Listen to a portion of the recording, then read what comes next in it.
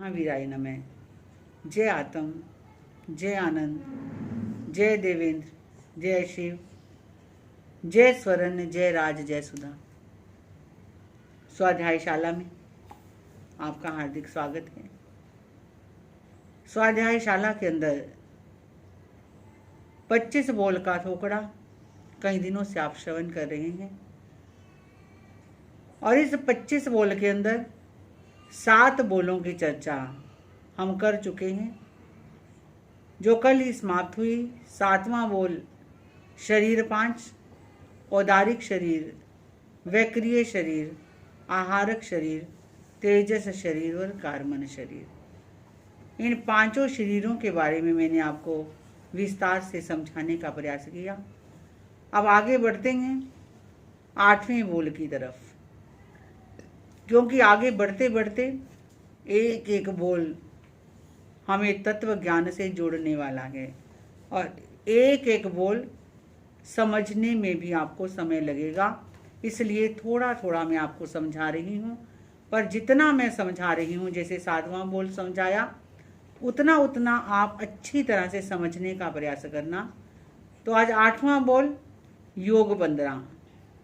8वां बोल योग 15 4 मन के, 4 वचन के और 7 काया के। अब हम देखते हैं कि योग किसे कहते हैं। योग अगर हम आम भाषा में देखें तो योग कहते हैं प्लस को, जमा करने को, जुड़ने को योग कहते हैं। जीव के साथ मन वचन काया की क्रिया का जुड़ना योग है। जीव, मैं कई बार बता चुकी हूँ कि जीव आत्मा को कहते हैं। तो आत्मा के साथ मन वचन काया, इन तीनों की क्रियाओं का जुड़ना योग कहलाता है। क्योंकि बंधुओं, ये मन वचन काया, ये क्रिया शरीर के द्वारा होती है और शरीर और आत्मा, इन दोनों का घनिष्ठ संबंध है। हमारा संसारिक जीवन शरीर और आत्मा दोनों के साहचर्य से चलता है। तो आत्मा के साथ जब मन वचन काया की प्रवृत्ति जुड़ती है तो उससे आत्म प्रदेशों के अंदर जो स्पंदन होता है, जो प्रवृत्ति होती है, उसी का नाम योग है।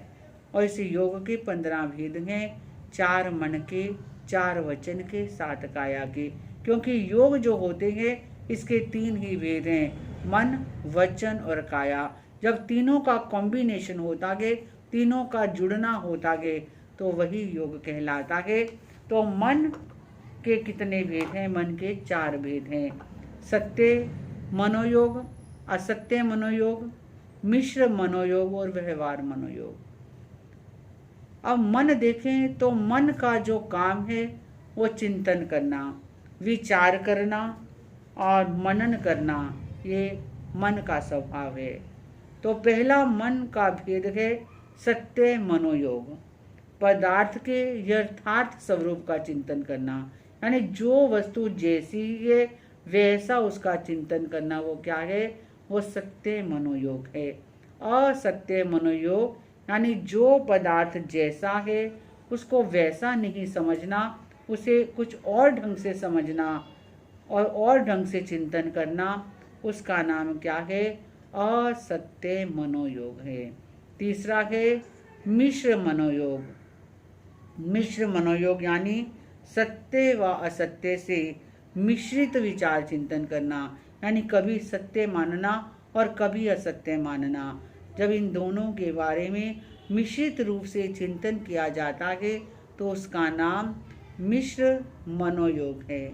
और चौथा है व्यवहार मनोयोग। व्यवहारिक रूप से चिंतन करना किसी भी पदार्थ का, वो क्या है? व्यवहार मनोयोग है। जैसे कोई व्यक्ति दिल्ली से चला, उसे अंबाला पहुंचने में कुछ समय लगेगा, लेकिन हम चिंतन कर रहे हैं कि वो चला है दिल्ली से और अंबाला पहुंचने वाला है।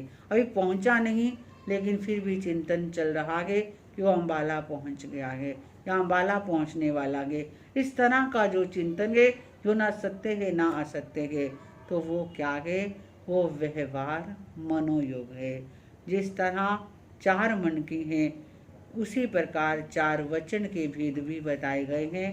और 4 वचन के भेद में पहला भेद है सत्य वचन योग, दूसरा असत्य वचन योग, तीसरा मिश्र वचन योग और चौथा व्यवहार वचन योग है।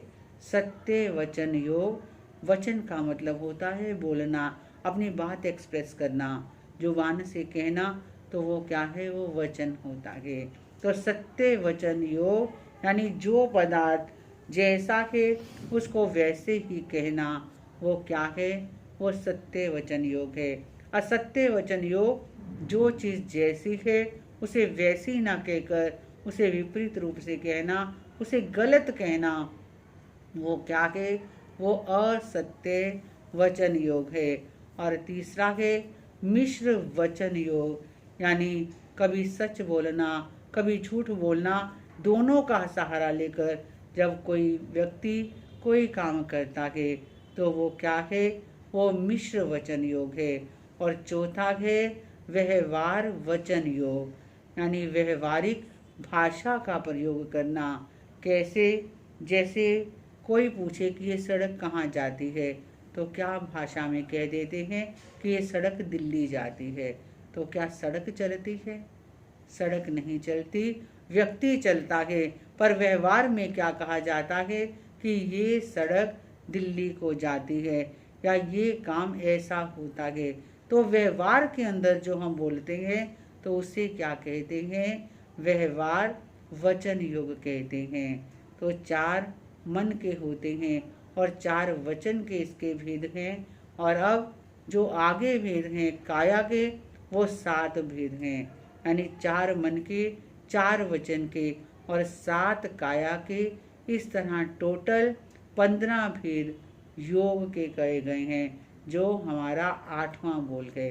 क्योंकि कहते हैं 8वां बोल योग 15। तो 4 मन के हमने समझे, 4 वचन के समझे। अब आते हैं 7 काया की तरफ। 7 काया में जो पहला भेद है वो है औदारिक काय योग। कौन सा भेद है? औदारिक काय योग। अब हम इसको बड़े ध्यान से समझेंगे, क्योंकि देखें तो औदारिक काय योग और औदारिक शरीर किसके होता है? मनुष्य और त्रियंचों का जो शरीर है वो औदारिक होता है। और पीछे हमने समझा था कि पर्याप्ति कितनी होती है? 6 पर्याप्तियाँ होती हैं। आहार प्राप्ति, शरीर प्राप्ति, इंद्रिय प्राप्ति, श्वासोश्वास प्राप्ति, भाषा प्राप्ति और छठी मन प्राप्ति होती है।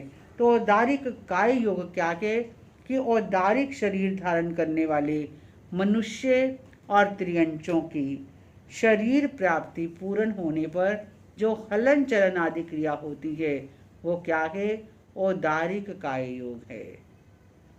क्योंकि कोई भी, मैंने बताया था पहले भी कि कोई भी जीव जब गर्भ में आता है तो सबसे पहले वो आहार प्राप्ति लेता है और आहार के बाद, आहार प्राप्ति नहीं, आहार पुद्गल ग्रहण करता है और आहार पुद्गलों को ग्रहण करके उसकी आहार प्राप्ति बन जाती है। आहार प्राप्ति के बाद वो शरीर प्राप्ति पूर्ण करता है। तो यही कहा कि मनुष्य और त्रियंचों की शरीर प्राप्ति यानी दूसरी प्राप्ति जब पूर्ण होती है तो उसका हलन चलन की जो क्रिया होती है उसे क्या कहते हैं? औदारिक काय योग कहते हैं। और काय योग का दूसरा भेद है औदारिक मिश्र काय योग।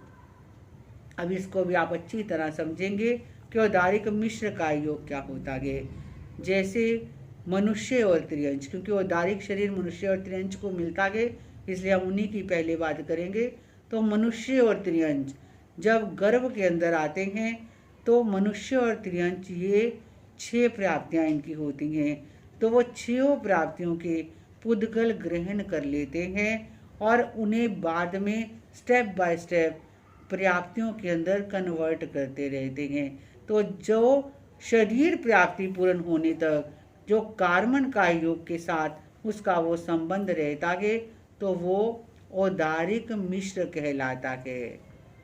आप दोबारा समझे कि मनुष्य और त्रियंचों में उत्पन्न होने के समय ये जीव सभी प्राप्ति के योग्य पुद्गलों को ग्रहण कर लेता है, परंतु शरीर प्राप्ति यानी दूसरी प्राप्ति पूर्ण होने तक कार्मण काय योग के साथ औदारिक मिश्र काय योग बन जाता है।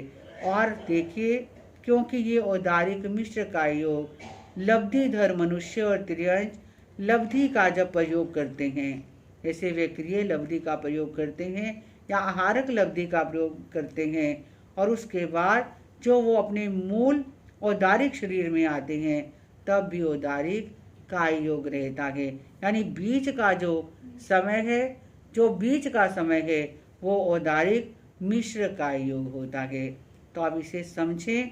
और मैंने पहले भी आपको कहा था कि जो भी चीज़ आपको समझ नहीं आई तो डाउट मत रखना, आप कभी भी पूछ सकते हैं, क्योंकि मेरा एक ही मतलब है और एक ही मकसद है कि ये जो 25 बोल का ठोकरा है आपके दिमाग में भी अच्छी तरह मैं रख दूं, समझा दूं, ताकि आप इसे फिर अपने जीवन के अंदर भी जो जो बातें आपके ग्रहण करने योग्य हैं उन्हें ग्रहण कर सके।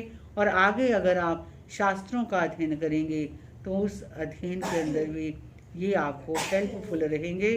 तो इसलिए आज मैं इतना ही समझाती हूँ कि औदारिक काय योग और औदारिक मिश्र काय योग, तो औदारिक मिश्र काय योग भी आपने समझा, पर फिर भी अगर कोई डाउट हो तो आप क्लियर कर लेना। इन्हीं मंगल भावों के साथ कल हम आगे बढ़ेंगे और कल विक्रिय काय योग, विक्रिय मिश्र काय योग, इसकी चर्चा गुरु कृपा से मैं आपके सामने रखूंगी। आज इतना ही। ओम शांति।